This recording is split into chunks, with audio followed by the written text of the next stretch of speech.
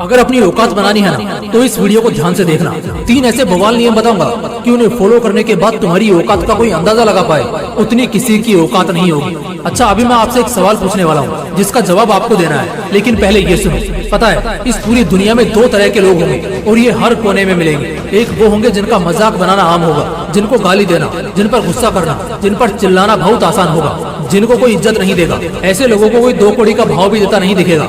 ऐसे लोग बस नाम के लिए होते हैं, बाकी इनके होने या ना होने से किसी को घंटा फर्क नहीं पड़ता। इनकी संख्या 80% से भी ज्यादा है। वहीं दूसरी तरफ एक दूसरे तरह का आदमी मिलेगा आपको, जिसका मजाक बनाना तो दूर, जमाना उसके सामने गलत बात करने से भी कांपेगा। जिस पर गुस्सा करना तो बहुत दूर की बात है, कोई आंखों में आंखें डालकर बात करने की भी हिम्मत नहीं करेगा। एक ऐसा इंसान जिसको अपनी बात मनवाने के लिए किसी के तलवे चाटने की जरूरत नहीं होती, वो कुछ शब्द बोलेगा और फुल एंड फाइनल हो जाएगा। लोग उसके पीठ पीछे भला जो बोल ले, लेकिन उसके सामने आने मात्र से वो खड़े होकर उसे इज्जत देंगे। मगर अफसोस, ऐसे लोगों की संख्या बहुत कमी है। अच्छा, तो आप बताओ मुझे, क्या फर्क है इन दोनों तरह के लोगों के बीच में, जो एक को दुनिया पूछती तक नहीं तो दूसरे को पूछती है। एक को बेइज्जत करने से पहले एक बार भी नहीं सोचना पड़ता, जबकि दूसरे के सामने एक बात रखने से पहले भी 10 बार सोचकर बोलना पड़ता है, क्योंकि वो यही डर में होते हैं कि कहीं उनके बोले गए शब्द उन्हीं पर भारी ना पड़ जाए। तो क्या आप मुझे बता सकते हो क्या फर्क है इन दोनों ही तरह के लोगों में? मैं बताता हूँ, औकात का फर्क है। जी हाँ, बस एक चीज का फर्क है और वो है औकात। अब ये औकात कैसे बनाई जाती है, उसके 3 नियम जानने से पहले आपको कुछ बवाल किस्से सुनाता हूँ जो आपके अंदर आग लगा देंगे। एक लड़का जो कभी ढाबे पर खाना खाने जाता था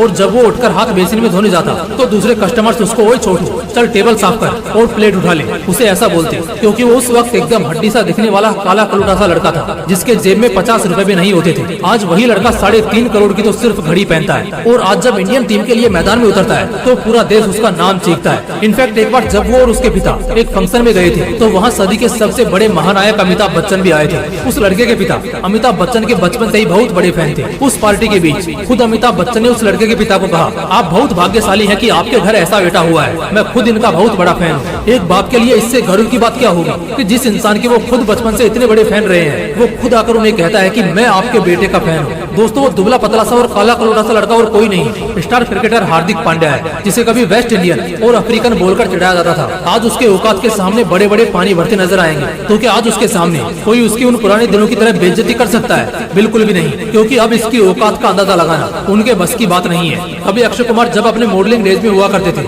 उस वक्त छुट्टियां ऐसे ही टाइम पास में यहाँ वहाँ घूमने जाया करते थे। उस दौरान वो राजेश खन्ना के बंगले की दीवार पर फोटो खिंचवा रहे थे, तभी उनका वॉचमैन दौड़ा और उन्हें वहाँ से बेइज्जत करके भगा दिया, क्योंकि उस वक्त अक्षय कुमार की कोई औकात नहीं थी। लेकिन आज वो उसी बंगले के मालिक है और जिसका वो बंगला था उन्हीं की बेटी से उन्होंने शादी की है। फर्क औकात का ये दोस्तों, जैसे आज से कुछ 10-12 साल पहले विराट कोहली से एक इंटरव्यू में पूछा गया कि आपका सबसे खूबसूरत दिन कौन सा था, तब उन्होंने कहा वही जब कैटरीना कैफ ने उनसे 4 मिनट बात की थी। आज का दिन और पिछले 10 साल का इतिहास उठाकर देख लो, उस समय विराट की कम औकात थी और आज उन्होंने इतनी बड़ी औकात बना ली है कि आज उन्हें कैटरीना कैफ फॉलो करती है, मगर वो उनको फॉलो बैक नहीं करते। बात एटीट्यूड की नहीं है, अपना प्रेफरेंस है, मगर बात होती है औकात की। उस समय विराट खुद को लकी मान रहे थे कि उन्हें कैटरीना कैफ से बात करने का मौका मिला। आज के डेट में कैटरीना खुद को लकी समझती होगी कि कभी उन्हें विराट से बात करने का मौका मिला था। और ये बात खुद कमेंट्स में ऑडियंस ने लिखी है जब विराट का वो पुराना इंटरव्यू निकला था, और इन कमेंट्स को मैंने खुद पढ़ा है। तो आओ दोस्तों, अब जानते हैं कि कैसे अपनी औकात बनाते हैं। अभी मैं आपको अपनी औकात बनाने के 3 बवाल नियम बताने वाला हूँ, तो ध्यान से सुनना।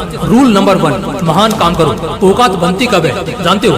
औकात तब बनती है जब आदमी कोई महान काम करता है। ऐसे बेरोजगारों और निकम्मों की तरह दिन के 12-12 बजे तक बिस्तर पर पड़े रहने से औकात नहीं बनती मेरे दोस्त। बोल बच्चन करने से या बड़ी डेंगी हाँकने से औकात नहीं बनती। जॉनी लीवर को सदी का सबसे बड़ा कॉमेडियन माना गया है, लेकिन शुरुआती दिनों में उस शख्स ने सड़कों पर 50 पैसे के लिए पेन तक बेचा है। फुटपाथ पर पेन बेचने से लेकर हर घर तक अपनी पहचान बनाने और महलों में राज करने तक का सफर इतना आसान नहीं था।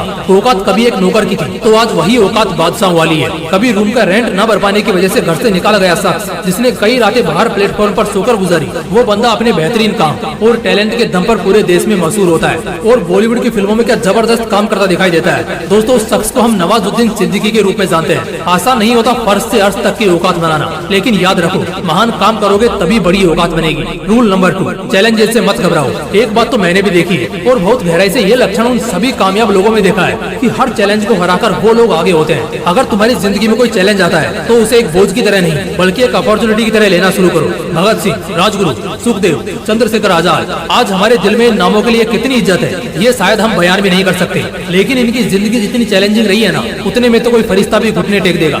आजादी से 20 साल साल पहले, जब इसकी कोई उम्मीद नहीं थी, उस वक्त भगत सिंह और उनकी पूरी टीम को पता था कि अगर हम अंग्रेजों के खिलाफ गए तो मरना तय है, लेकिन बावजूद इसके देश को आजाद कराना भी जरूरी है। बस इसी ख्याल को दिल में आग की तरह जलाए हुए वो आगे बढ़े और इस बीच उनके रास्ते में कई चुनौतियां आई। उनके कई साथी मार दिए गए, उन सबको काल कोठरी में डाल दिया गया, वहाँ उन्हें कचरे जैसा खाना खाने को दिया गया। तब हफ्तों तक भगत सिंह ने भूख हड़ताल की और आखिर में अपने देश के लिए खुद की जान की कुर्बानी दी। इसी वजह से आजकल के बॉलीवुड हीरो को शायद 10-20 साल बाद कोई नहीं जानेगा, मगर ऐसी महान हस्तियों को सदियों तक याद किया जाएगा। मैं चाहता तो आज के मॉडर्न एग्जाम्पल भी ले सकता था, लेकिन चैलेंज को फोड़ने के मामले में इनसे बेहतर एग्जाम्पल दूसरा कोई हो ही नहीं सकता। जहाँ एक शख्स मौत से भी भिड़ जाता है अपनी जिद और अपने मकसद के लिए, इसी तरह जो भी ख्वाहिशें तुमने अपनी जिंदगी से करी है, अब उसके वास्ते डरना नहीं है। रास्ते में आई चाहे लाखों चुनौती, पीछे हटना नहीं है। रूल नंबर 3, विनिंग माइंडसेट पैदा करो। यार देखो, चाहे खेल कितना भी शानदार खेल लो, अगर जीतोगे नहीं तो बहुत जल्द भुला दिए जाओगे। औकात उनकी बनती है जो जीतना जानते हैं। हर एक चीज में जीता जाता है। तुम्हारा फील्ड अलग हो सकता है, हालात अलग हो सकते हैं, लोग, जगह, गली, मोहल्ला,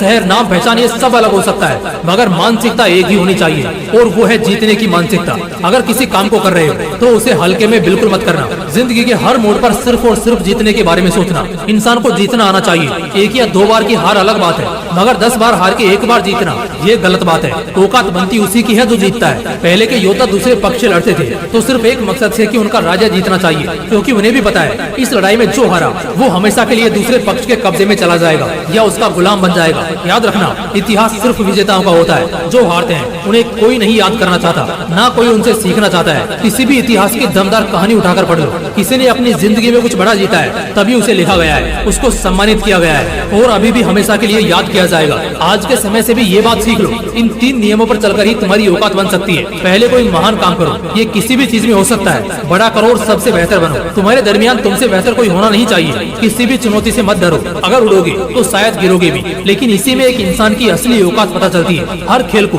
हर जंग को, हर फैसले को जीतना शुरू करो। हार मत गिनो और जीतो इतना कि उसकी गिनती याद ही ना रहे। अगर इन नियमों को मानकर अपनी जिंदगी में उतार लिया, मैं तुमसे शर्त लगाता हूँ, अगले 1 साल, 3 साल, 5 साल या 10 साल में तुम्हारी ऐसी औकात होगी ना कि आज साला जो तुम्हारा मजाक बनाता है कल तुम्हारे तलवे चाटने को भी मजबूर हो जाएगा।